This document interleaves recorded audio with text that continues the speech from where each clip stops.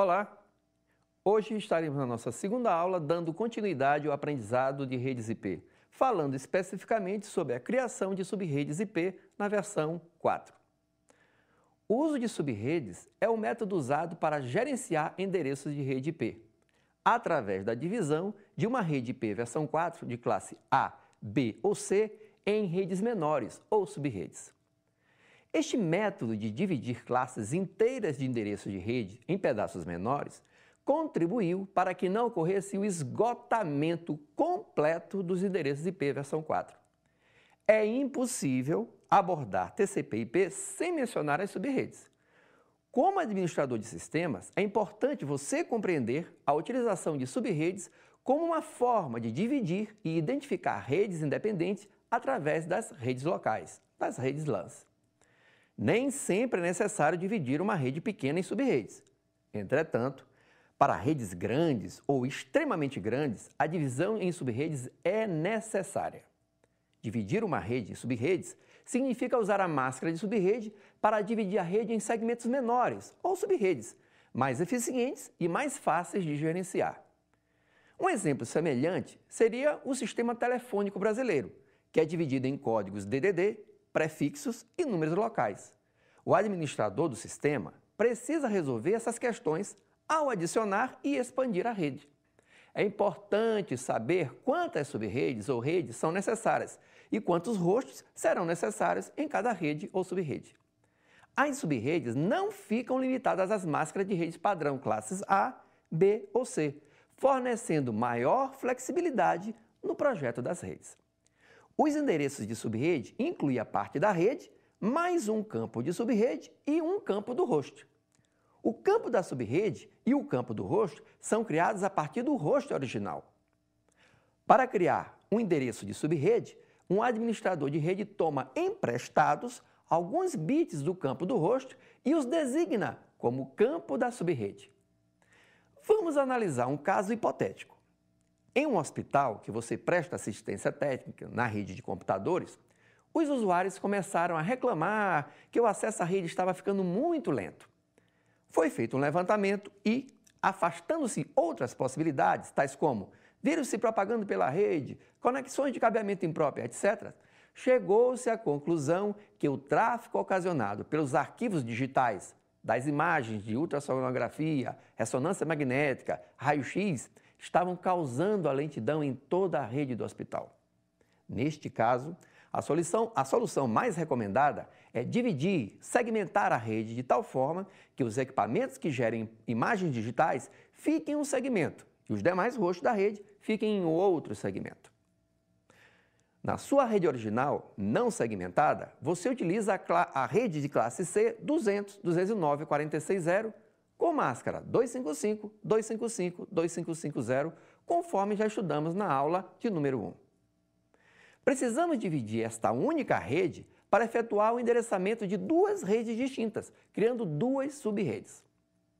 Dentro do conceito de subrede, para obtê-las, precisamos tomar emprestados bits na área de host, tantos quanto forem necessários para criar as subredes de que necessitamos.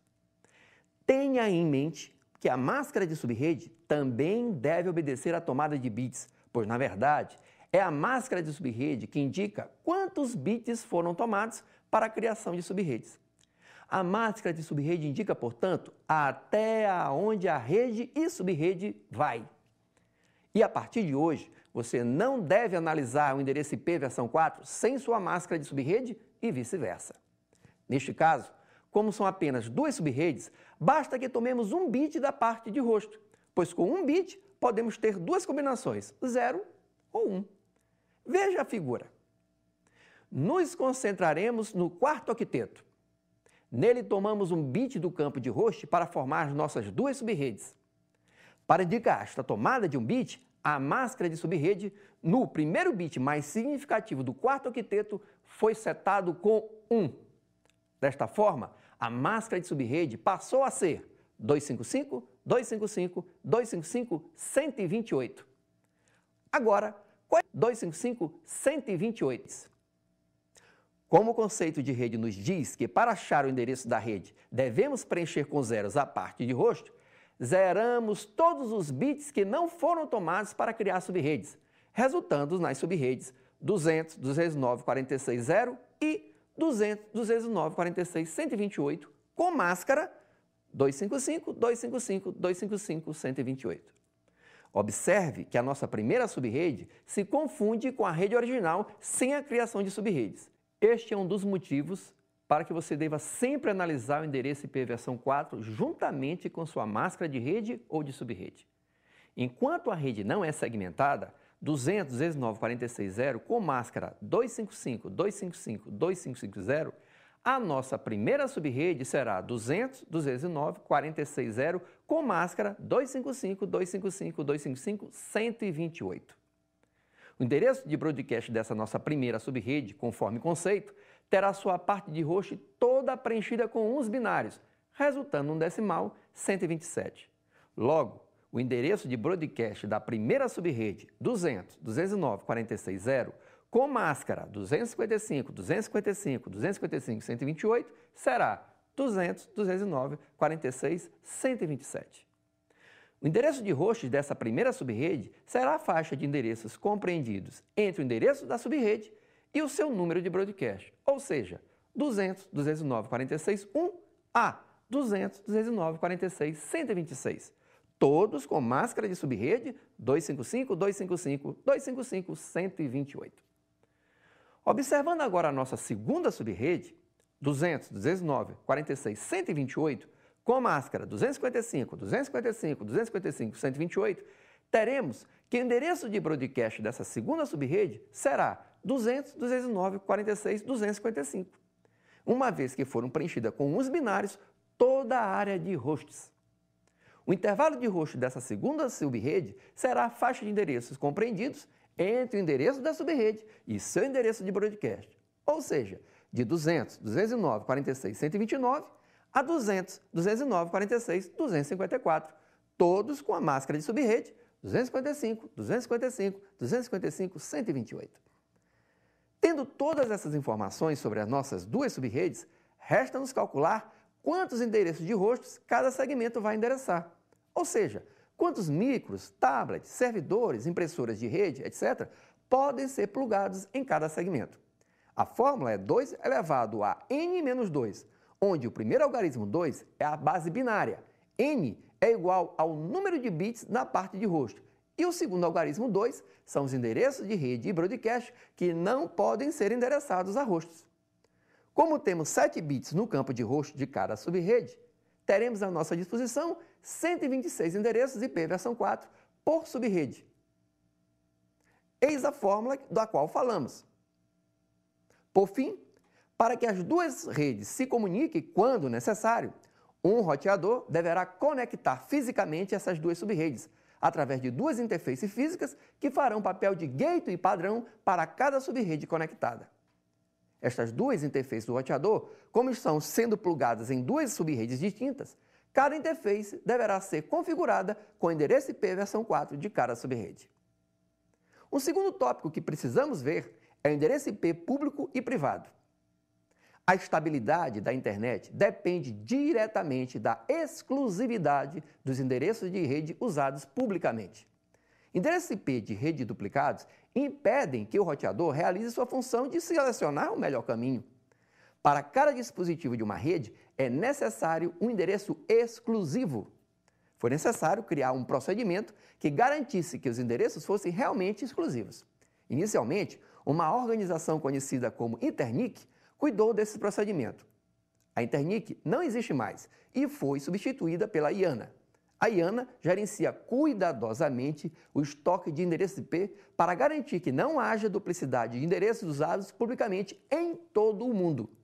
A duplicidade causaria instabilidade na internet e comprometeria sua capacidade de entregar datagramas para as redes. Os endereços IP públicos são exclusivos. Nunca pode haver mais de uma máquina que se conecte a uma rede pública com o mesmo endereço IP, pois os endereços IP públicos são globais e padronizados. Todas as máquinas conectadas à internet concordam em obedecer esse sistema. Os endereços IP públicos precisam ser obtidos de um provedor de serviços de internet ou através de registro a certo custo. Com o rápido crescimento da internet, os endereços IP públicos começaram a escassear. Para ajudar a solucionar o problema, foram desenvolvidos novos esquemas de endereçamento como o CIDR, roteamento sem classes entre domínios, e o IP versão 6. Os endereços IP privados são outra solução para o problema da escassez iminente dos endereços IP públicos. Como foi dito, as redes públicas exigem que os hosts tenham endereços IP exclusivos.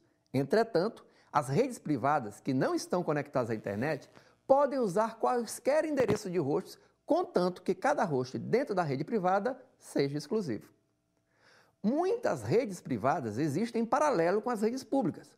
Porém, não é recomendável que uma rede privada use um endereço qualquer, pois essa rede pode ser conectada à internet algum dia. O RFC 1918 reserva 3 blocos de endereços IP para uso interno e privado. Esses 3 blocos constituem de um endereço de classe A, um intervalo de endereço de classe B e um intervalo de endereço de classe C. Os endereços dentro desses intervalos não são roteados no backbone da internet. Os roteadores da internet descartam imediatamente os endereços privados. Para endereçar uma intranet não pública, um laboratório de testes ou uma rede doméstica, pode-se usar esses endereços privados no lugar dos endereços globalmente exclusivos. Conectar uma rede que usa endereços privados à internet exige a conversão dos endereços privados em endereços públicos. Esse processo de conversão é chamado de NAT, Network Address Translation, conversão de endereços de rede. Geralmente, o roteador é um dispositivo que realiza a NAT. Com isso, encerramos esta pequena etapa da nossa atividade. Nos encontraremos pelos fóruns no nosso curso técnico. Até lá!